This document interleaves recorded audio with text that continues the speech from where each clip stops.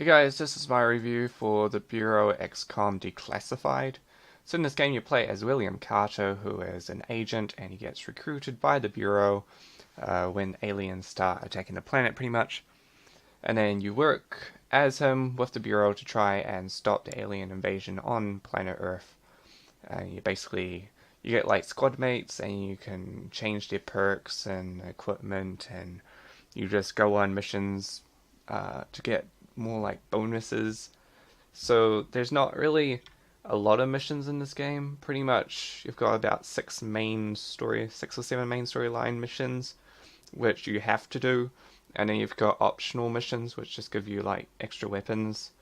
Because the annoying thing about this game is that if you want different weapons, you have to actually go into like a game, find that weapon, pick it up, and then you immediately know it. Like there's no researching anything in this game. You just find it, and then your character knows how to use it immediately. And then there's also backpack schematics that you pick up, which basically enhance a certain ability or will like increase your damage you do with certain weapons. So pretty much you can pick those up. There's not a heap of them. I think there's maybe 15 different weapons, but they're not overly different because there's human weapons and then there's the alien weapons, and pretty much there will be like a human pistol and then there'll be an alien pistol, and they'll do like the exact same damage, and they all sort of act exactly the same. I think there weren't that many unique weapons. There was maybe an alien Gatling gun and an alien rocket launcher that there wasn't a human version of, because this is played during, I think, during like Cold War or something, when they're meant to be fighting Russia. So the Bureau is basically, they're an agency that was set up in case Russia was ever to take over America, then the Bureau could fight them off, but they react the same way in the alien invasion. You just run around as Captain Carter, meeting new people, doing missions. You can also do automatic missions, which is like where you send your agents or whatever to do missions, and they'll do stuff on their own without you actually having to go. You can't actually do those missions as yourself. There's only certain missions you can do, and there's certain missions you send your people to do. And then there's also little missions inside your base that you can do, but they were really stupidly done, because if you find some of those missions and you do not immediately complete them as whenever they would have become available, and you don't know when they were available unless like you were to walk around the base every single time you came back from a mission, like explore every single room looking for the missions. But basically, if you like find a mission and you've already progressed too far in the main storyline, then part of that mission might not be available. Like, I think there is a mission where you have to go to the hangar bay to basically scan infected to find out like who might be sick and who might not be.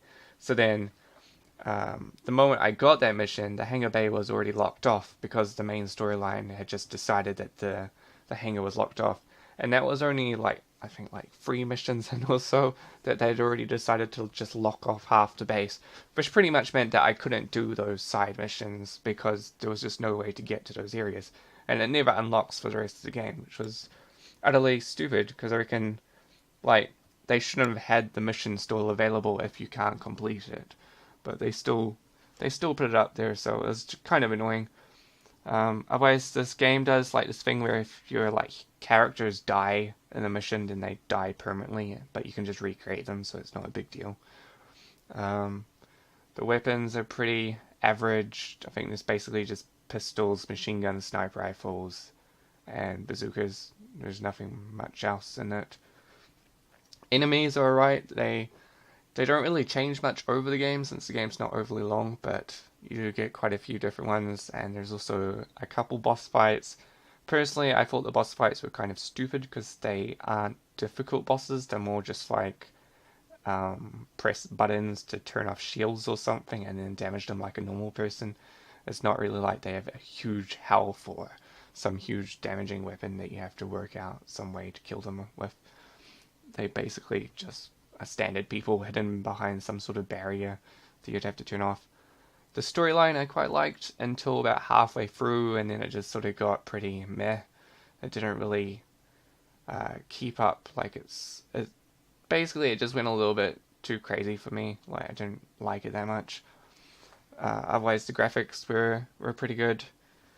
Cutscenes were average. Like they do like the weird whole TV cutscene thing where they reduce the resolution you're playing at to try and make it seem more HD while using crappy graphics so that people on low like graphics settings can still watch it, which I personally don't like, but they still do it in this game. But yeah, overall, this game was quite fun. I like the combat. I'd probably say it's similar to like Mass Effect sort of thing. With the combat where you press like a button, brings up all your characters or your team spell, skill things, you press them, you target them.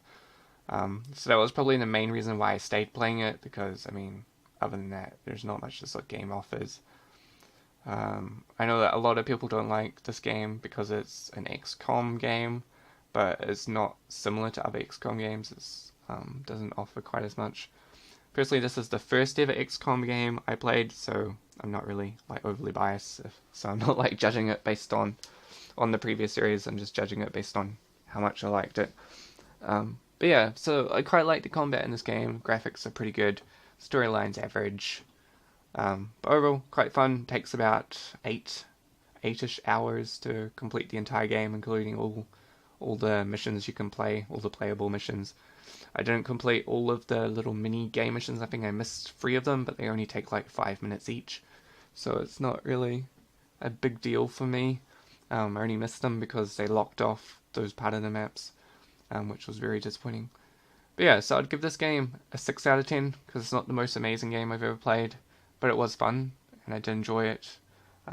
But I mean, there were quite a few things that I'd probably change if I was redoing it.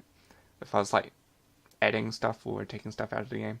There is DLC for this game, but I mean, it doesn't offer a lot. It's basically just one or 2 levels extra that you can play as side missions.